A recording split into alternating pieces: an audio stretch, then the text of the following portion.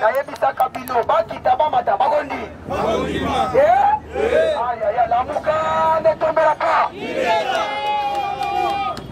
Bana ya Congo oye.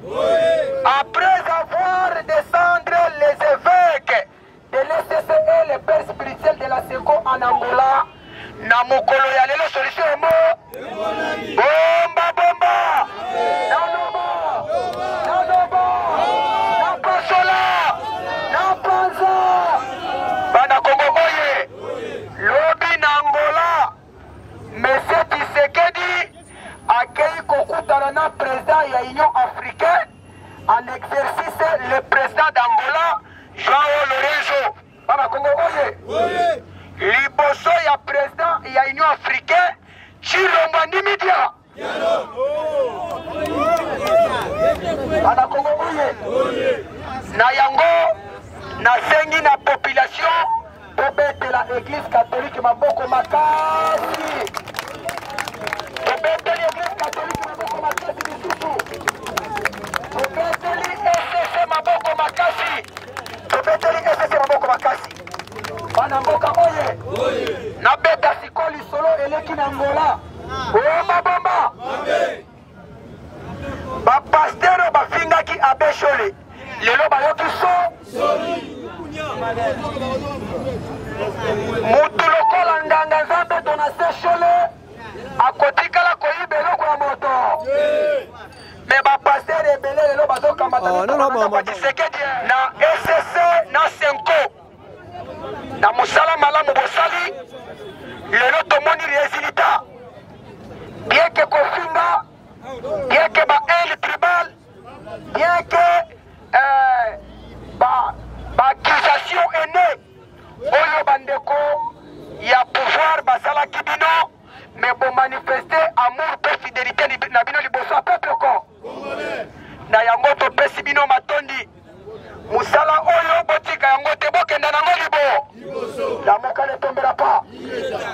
Dimanche lundi le 10 mars 2025 SCC na Senko bazaki na Angola.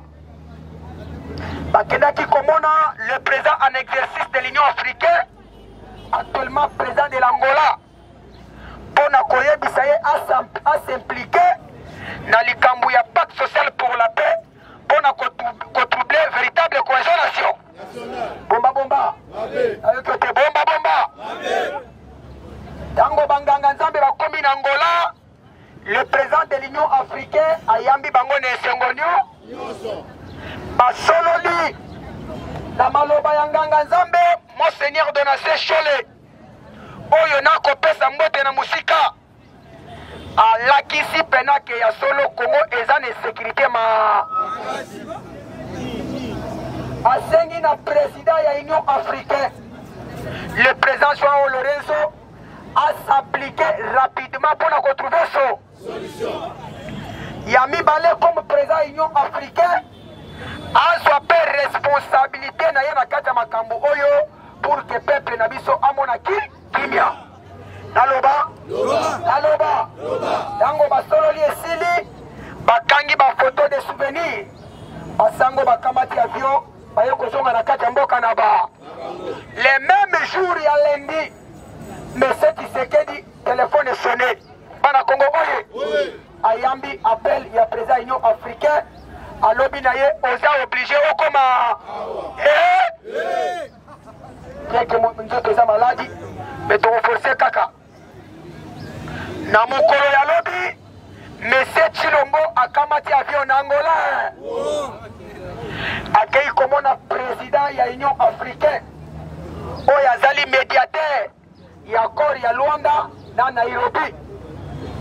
Président ya Union africaine ayebisi boye makambo okosala ekozala impossible po simba ndengo zocha bato wana liba pour que makambo ait trouvé solution il faut bato wana pe na kati baza biso tolobaki na bango boye on ne peut pas aller dialoguer sans les hommes qui ont porté des armes. Il n'y aura pas la solution à notre pays. Toali na posta tosa lelo tosala na Kabila na 2002 ba rebelle batelemi na esa république bakoboma bakongomani bakosala makambo nyonso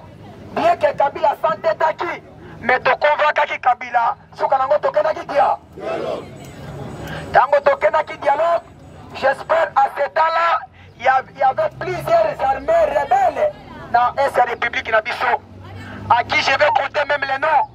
De Jean-Pierre Bemba comme ministre de transport lelo azala kare bana Congo oye bana Congo oye bana Yamboka oye nani mokonzi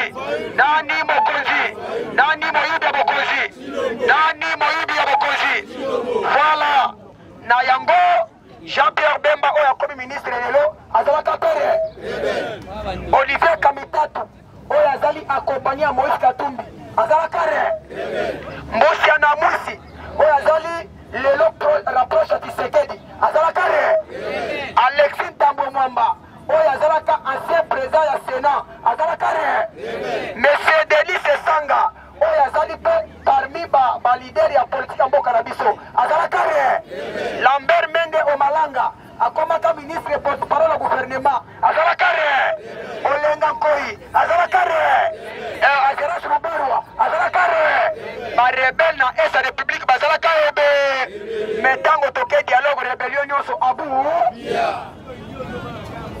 nayo kayote bana Congo oye boni ya lelo rébellion ezongi na esa république olie ke osangisa batu nyonso tokende dialogue yo komiko mamboka oye eloko boyisaki Tshisekedi ezali nini rébellion ya nanga eza différent na rébellion ya Jean-Pierre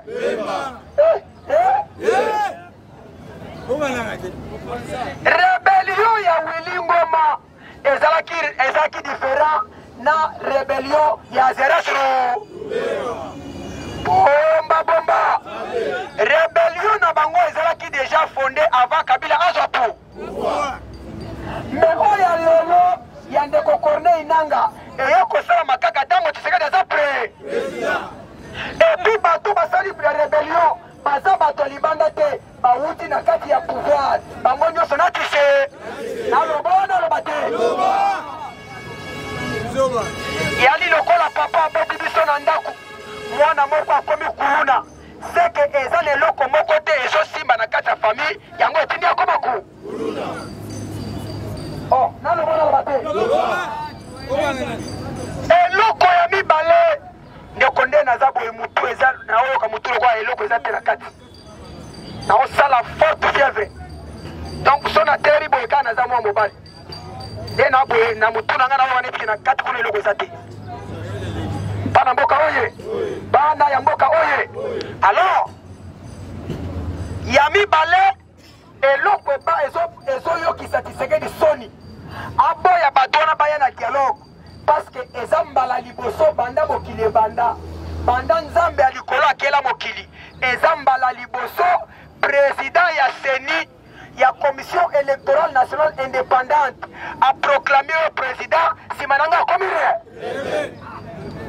eza mbala liboso c'est-à-dire tango président ya commission électorale nationale dite indépendante apesi au pouvoir simananga akomi rebelle c'est qu'il y a quelque chose qui ne damoka ne tombera pas il faut tobengisa bato wana bango banso baya na kati ya dialogue mutu na mutu aloba posana Monsieur Chilombo azwi orgueil alobi na kosala gouvernement ya union nationale tolobi na ye gouvernement ya large union nationale eutaka na dia on a vécu ça avec Monsieur Kabila na ntango touti dialogue Kabila asali gouvernement 1+4 Jean-Pierre Bemba akomi vice-président Azeras Ruberwa akomi vice-président bandeko baso bakomi ba vice-président après basali makambo wana mosusu mais oya yo ozosala gouvernement union nationale okonsulte nani et puis nani atie accord pour que tosala gouvernement wana bana Congo oye biso na ngambu na biso toyoko comprendre bien kokende kokota na gouvernement union nationale et alokola kopesa Tshisekedi babeki amboma Congo mbala miba bana Congo oye on a été catégorie toboyaki na biso tolobaki soki tobandi na dialogue te alamba lebike bato lokoso lokola ba Adolphe Muzitu akokamata mbango ati okozwa pose po ayiba mbongo ya peuple ko po eza ndenge na ye banda bomwana mutu soki abotami muyibi ata bosali ye badelivrance basymbole ya moyibi ekotikala kosila ya lokola bamuzitu bana Kongo oye eside oye resistance oye fayulu oye toyeto toyete Tshisekedi akei président ya Angola yebisi ye mpona kotrouve paix durable na kati ya Congo il faut ondima ba M23 mpe bakota na kati ya dia ntango akomi kuna lobi il a officiellement signé devant le président de l'Union africaine.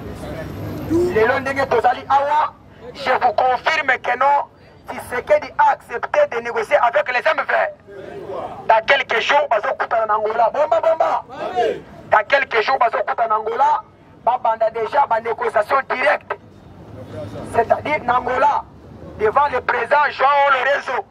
Dans quelques jours, bazokatisa Congo Brazzaville Angola. Bakende koyokana nayebisaka bino ke Tshisekedi ata azoboya dialogue mene motema na ye aye anoluka moyen ya kodrisere bato na d'ailleurs il a compris que baaccompagne na ye nyonso basumbi ye na eloko moko normalement soki tokomi na stade toza lelo ya échec bato bamemi biso na stade oyo eza baaccompagne afele Tshisekedi. Le président peut être mal à cause d'année mabe, mais ceux qui ont accompagné dans bateau mayele, mboke okende libo. Bango baso, si l'on va comprendre que ba trahir, ba aider été, ba yaki pembeni na ye, pona kokamata mbongo, ba bongisa ba vie na bango, ba créer ba parti politique na bango, le bi bazo ba député, ba bana ko pourcentage, mais pona musala mboka bazaki na bango kuna, la moka ne tombera pas. La moka ne tombera pas. Yango moni lobby ake kondima dialogue, liboso ya président Union africaine, ake kondima dialogue, na ba M23, na Afsa Mesenanga, ba banda déjà ba négociation dans des jours à venir. Dans quelques jours au komona lisusu, Tshisekedi okena Angola. Kagame nani nanga kolongo kota azali na Bukavu, na Wilingoma, bakena Angola, bakeko kota na kuna, ba banda ba négociation, awa sikoyo tokobeta masolo nyo. Ya mibale bande konanga boyo toloba kiboye batu oyo bali na posa Congo bayebana na ba acte selon ngai bolongola ngai botana no tendance politique te nazala lokola congolais moto liboso na ko considérer politiquement na kati ya Congo oyo azali na respect ba congolais oyo azali na amour ya ba congolais oyo ayokaka souci ya peuple congolais c'est Martefa bana mboka oye bana ya Congo oye awa sikoyo tokozela sikoyo dernière prise boyokaki 5 pays membres ya Nations Unies bazwaki décision mpona kooblige na M. Tshisekedi il nous faut un dialogue. Tobengi yango les assises de Kinshasa. Bana Congo oye. Mais M. Tshisekedi doit comprendre qu'il a catégoriquement échoué dans tous les plans. Parce que récemment, awa uti kokena États-Unis d'Amérique. Akei kosala susu bakor na ba américain. Ya kokamata 90% ya minere na biso pesa Donald Trump. Mais le col en Zambie ya ba Kongomani alala kapongite makambo sha. Nous avons un premier accord au Tosala na chinois. Au Kabila tikela biso.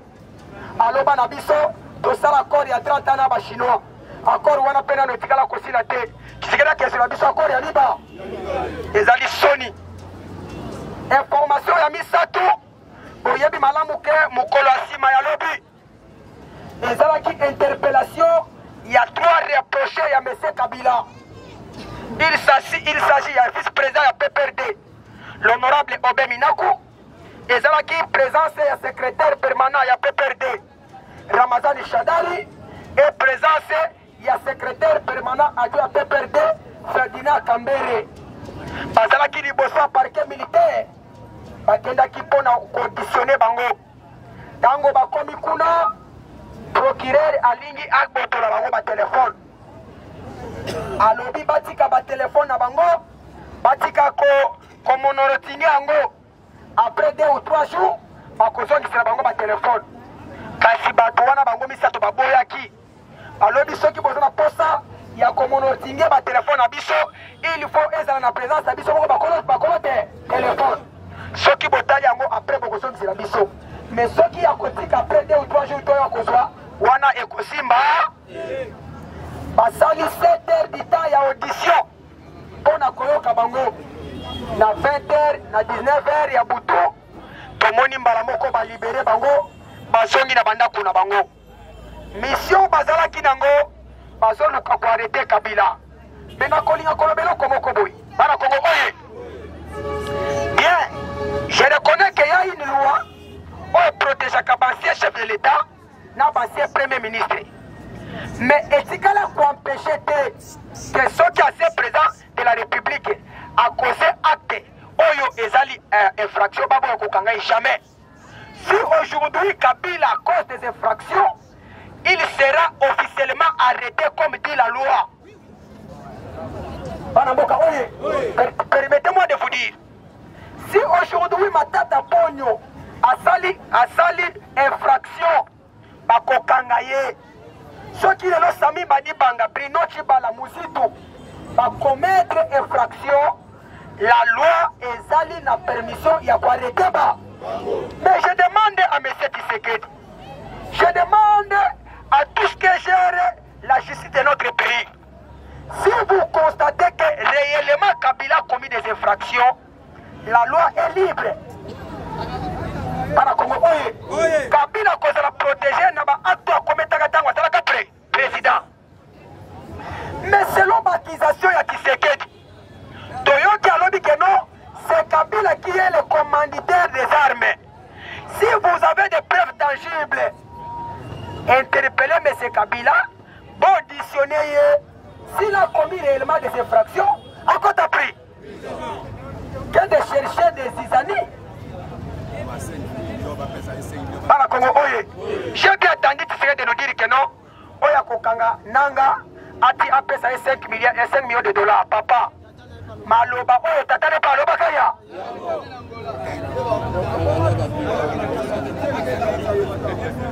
Yami Bale, Bomba Bomba, Naloba, Yami Bale Kalamini Tebo Kuta Nango. Kaka ndenge bozo ke Nangola, Okanga Nango. Papa, pona nini bozo seka ba Congolais. Pona nini bozo seka ba Congolais. Congo to sa ni poto mérité honte ya boye. Congo to sa ni poto mérité soni ya boye. Congo to sa ni poto mérité humiliation ya ndenge ba. Bana Congo oye. Bana mboka oye. Alobi muto akokanga nanga apesa 5 millions de dollars. Nanga pa contredire maloba. Soki alobi ke oya kokanga opesa 5 millions de dollars. Nana lobi ba kokanga Petit Segedi na kopesa 50 millions de dollars. C'est beaucoup comment c'est comme Congolais. C'est que beaucoup c'est comme Congolais. C'est que boyebani mais bosoko sa propre corps. Parce que des choses comme ça na muto atani le ko ngai. Jamais na ko tolérer yango. Décidez oye.